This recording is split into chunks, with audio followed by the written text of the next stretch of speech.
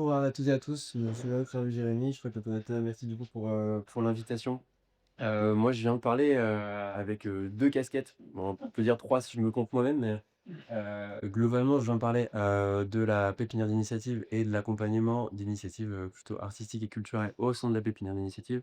Et j'ai aussi parlé de la cabane de la recherche. On est plutôt sur la dimension de faire de la recherche pour auprès d'eux et avec des collectifs, des associations et globalement des gens qui ne sont pas à la base de la recherche. En fait, moi, ça correspond un peu à mon parcours. J'ai plutôt un parcours de recherche à la base et en même temps un parcours artistique. Donc voilà, je suis sur les deux, quoi. Et du coup, moi, je vais juste rebondir sur cette question d'envie parce que je pense que c'est ça la réponse de ta question. Je me permets de te tutoyer, hein, sans culpabiliser les gens. Mais moi, je culpabilise pas du tout. Je parle plutôt de leur envie. Et c'est aussi là qu'il a pu que j'étais difficilement et trop su me positionner là-dessus parce que pour moi, la connaissance et l'information, c'est plutôt des moyens pour réussir à activer ça. Et quelque part, un autre moyen qui me paraît beaucoup plus important, voilà, la base pour moi, tout ça, c'est l'envie. Donc, on part d'une envie. Donc, pour un peu symboliser ça, à la pépinière d'initiative d'anciens, quelqu'un arrive, il a une envie, j'ai envie de faire ça, de porter un projet, et du coup, bah, nous, on va essayer de l'outiller, de l'accompagner en, en donnant des connaissances, etc., mais pas que, pour quelque part aider l'initiative à contribuer justement à cette mission que ça a ce mouvement transformation sociale, pour reprendre l'intitulé exact de la question. Du coup, je vais vous dire déjà quelques mots sur la pépinière d'initiative en général, et après, je vais un tout petit peu plus focus sur les initiatives artistiques et culturelles. On a des principes d'accompagnement à la pépinière d'initiative. En gros, le premier, le plus important, c'est le principe d'universalité ou d'inconditionnalité. On parle des principes que justement, si quelqu'un passe les portes avec une envie de contribuer et que ça semble être plutôt cohérent avec la transition écologique et solidaire, peu importe la manière exactement dont la personne souhaite le faire, on va dire, bah, en fait, viens, on va t'accompagner. On va te faire confiance, on va dire, bah, cette envie-là, on va essayer de la construire. C'est ça, pour moi, qui est important dans cette histoire d'envie. C'est l'idée que l'envie, pour moi, ça se construit. C'est ça qu'on va essayer de faire, en fait. On va essayer de l'outiller, de la construire pour pouvoir en faire quelque chose. Il y a le second principe qui est un principe de gratuité, où les personnes arrivent et elles ne doivent rien à Rocia, donc n'importe qui peut passer les portes et demander d'être accompagné. Donc elle ne peut pas aider économiquement. Il y a aussi un principe de gratuité symbolique. Elle ne nous doit rien, renvoi d'ascenseur ou quoi que ce soit. Il n'y a pas de nécessité de la tête d'homme. Nous, on le fait parce que ça contribue à la transition écologique et solidaire. Et le moyen, quand il a à trouver, en tout cas dans la pépinière d'initiative, de contribuer à la transition écologique et solidaire, c'est un accompagnement en accompagnant des gens qui le font. Donc, c'est ces filières-là. On est sur un principe d'accompagnement global, donc on accompagne des personnes avec des projets, pas que des projets, ce qu'on peut un peu distinguer d'autres espaces d'accompagnement.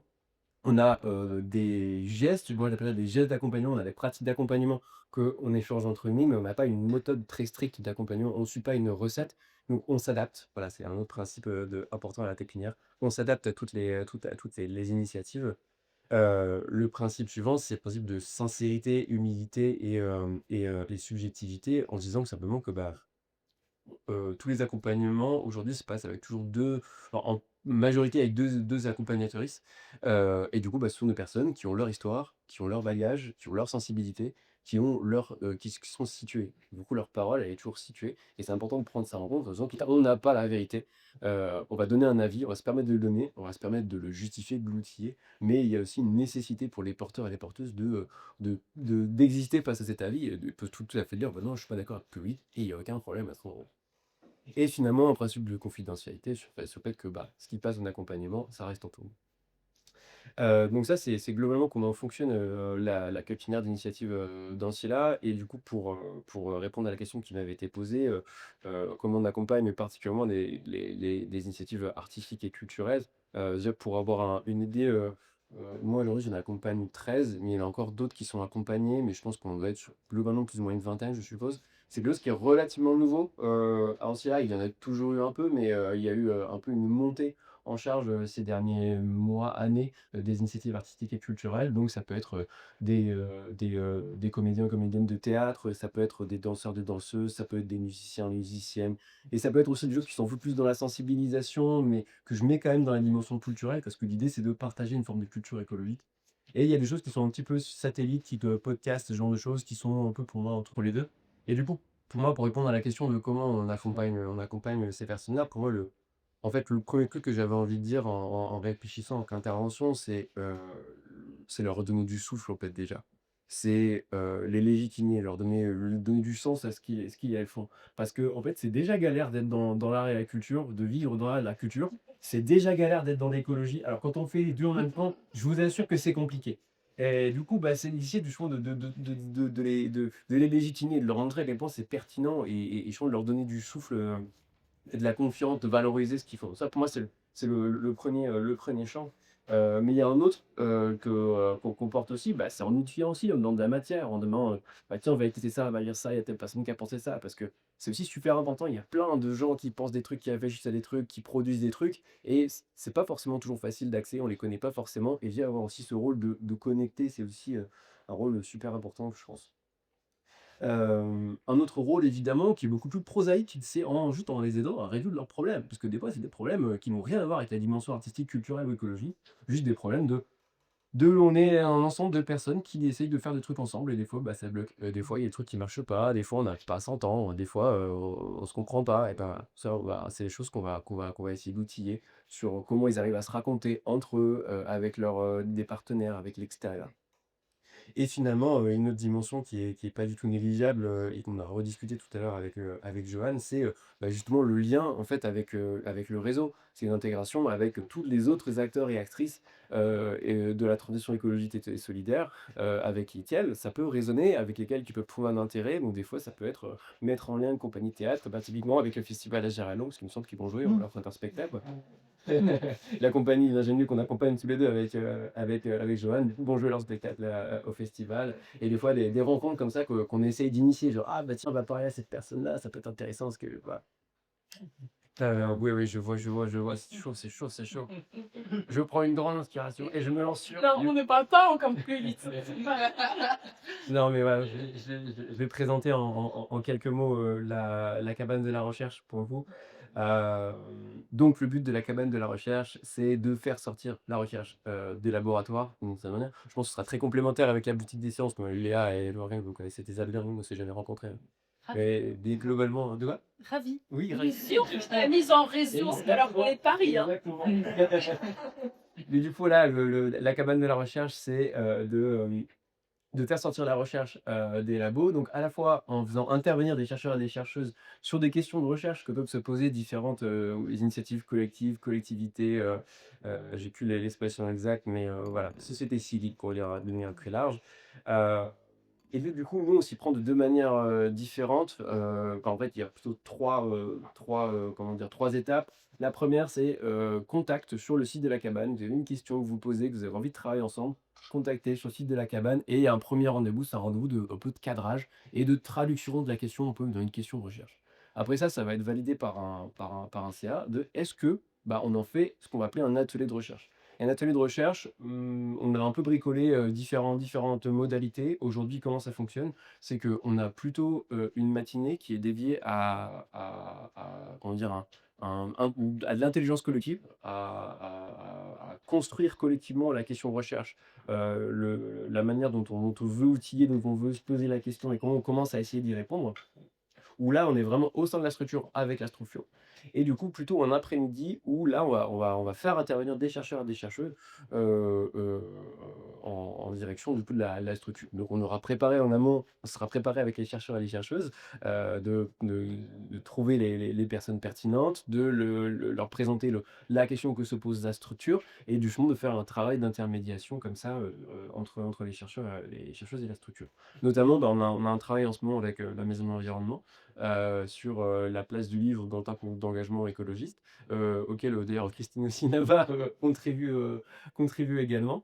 Donc voilà, ça s'est passé exactement comme vous l'expliquiez et là du coup on est, entre une phase du coup d'atelier de recherche et une potentielle phase un peu plus longue bah, est-ce qu'on lance un projet de recherche? Qui là, c'est un truc qui va s'ancrer plus dans le long terme, où il y a quelqu'un qui va être mobilisé pour, faire ce projet de recherche au sein de la maison de l'environnement et on va un peu plus prendre le temps de se poser la question, faire des enquêtes et cetera, quoi. Donc voilà, globalement, comment ça fonctionne. Mais moi, je pense que ce qui est vraiment important, en fait, dans cette démarche, c'est l'appropriation, en fait, de la question par, le collectif, enfin, par l'association, la collectivité et cetera. Au sens où il y a, en effet, des chercheurs, des chercheuses qui vont intervenir, mais en fait, le but, c'est de savoir: «OK, vous en faites quoi? Comment vous négociez ça? Comment vous le comprenez? Comment vous le pensez?» Et une fois qu'on s'est dit ça, qu'est-ce que vous allez en faire? C'est quoi pour vous les prochaines étapes? Donc on est à mi-chemin en fait entre vraiment de la transformation sociale on va dire, en direction de la transition écologique et solidaire et de la création de connaissances. Et en fait, il y a un peu 2 niveaux, l'atelier de recherche quelque part, c'est créer de la connaissance in situ, la connaissance située, pour la structure, la collectivité et cetera.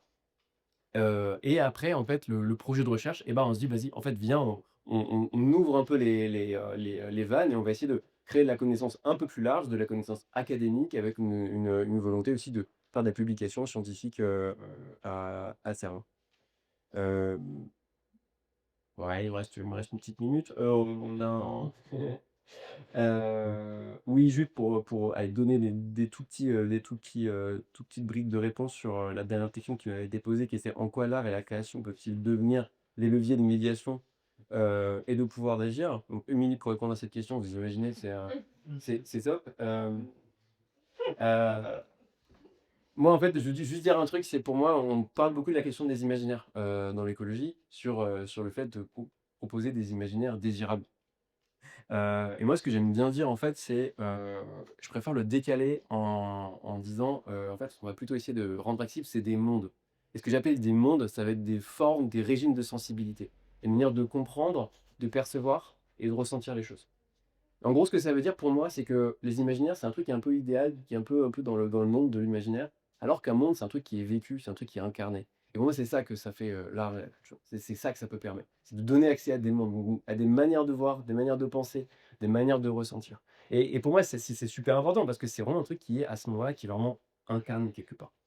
Hem, je pense que je peux m'arrêter là, il me reste 4 secondes, je crois. Merci beaucoup. D'avoir tenu les pans, et d'avoir, complété, avec, à la fois, la défilière initiative, mais aussi la cabane de la recherche. On a vu la question de l'envie, qui est un peu la transition entre les 2. Et puis, je me suis entourée, cette question de à la fois, légitimer et tiller. Et par rapport au positionnement tout à l'heure, finalement, la connaissance comme moyen et puis la connaissance comme production aussi, finalement, de certains projets en vue de l'action qui aident transformer. Voilà. Comme tout à l'heure, est-ce qu'il y a des questions, réactions de la salle? Oui, juste quand, la cabane de la recherche, vous accompagnez combien de projets chaque année? Et ouais, c'est une très bonne question. Là, cette année, en fait, déjà, c'est une association qui évite sur Paris et sur Lyon. Ouais. Donc, ce que je peux dire déjà, c'est que déjà sur 5 ans d'existence, des projets qui ont été jusqu'à vraiment le projet de recherche et qui a abouti, on a eu 2. Donc là, où on a mobilisé un chercheur, une chercheuse qui a été remobilisé. Donc, on a eu un projet sur le hip-hop et le développement du pouvoir d'agir dans une association de hip-hop. Et un projet qui était plutôt sur la valorisation des échanges non monétaires dans une association de maraude, il me semble. Euh, et donc du coup, en fait, c'est un peu difficile à répondre, à cette question parce que du coup, il y a plusieurs échelons, on va dire, de réponses. Je dirais que sur Lyon où, quelque part l'antenne lyonnaise a ouvert cette année, parce que la ligne des coopératives est arrivée à Lyon, en fait, cette année. On en a eu 2 ou 3, il me semble. Voilà, et sur Paris, je saurais pas tellement la répondre. Je crois qu'aboutissent à l'atelier, Qui aboutissent à l'atelier, voilà, Mmh. de recherche. Ah. Est-ce qu'il y a une question, réaction avant qu'on entende Morgane? Peut-être justement là, quand vous embauchez des chercheurs, chercheuses pour travailler sur des projets qui sont depuis sur du long terme, c'est ça? Est-ce que c'est vous qui les embauchez? Est-ce qu'il y a un partenariat avec l'université pour essayer concrètement, Mmh, mmh mh. Eh bien, la manière dont ça fonctionne, c'est qu'une fois que, on a fait l'atelier de recherche, et qu'on a acté en effet qu'on va partir sur un projet de recherche, et ben, en gros, on est sur une recherche de financement surtout. Et donc du coup, ça passe plutôt par la cabane. Parce qu'il y a une autre dimension dont j'ai pas parlé, mais qui est aussi importante dans la cabane, c'est qu'il y a aussi une dimension de lutter un peu contre la précarisation des chercheurs et des chercheuses. Donc globalement, aussi aller chercher des chercheurs, des choses qui ont pas de contrat, qui sont pas titulaires, mais qui, cherchent en tête, du travail de recherche. Et donc je pense que c'est plutôt quelque chose qui se situe à côté de l'université. Enfin, historiquement, ça s'est plutôt construit comme ça, la cabane. C'était plutôt des doctorants et des doctorantes qui se disaient que ça va être chaud de trouver un travail, enfin, un poste permanent en recherche. Et du coup, ils ont créé cette association-là en se disant, bah, on va faire de la recherche autrement et autre part aussi quelque part. Qui n'empêche pas évidemment des liens avec les universités et notamment sur les ateliers aussi de recherche. Je trouve ça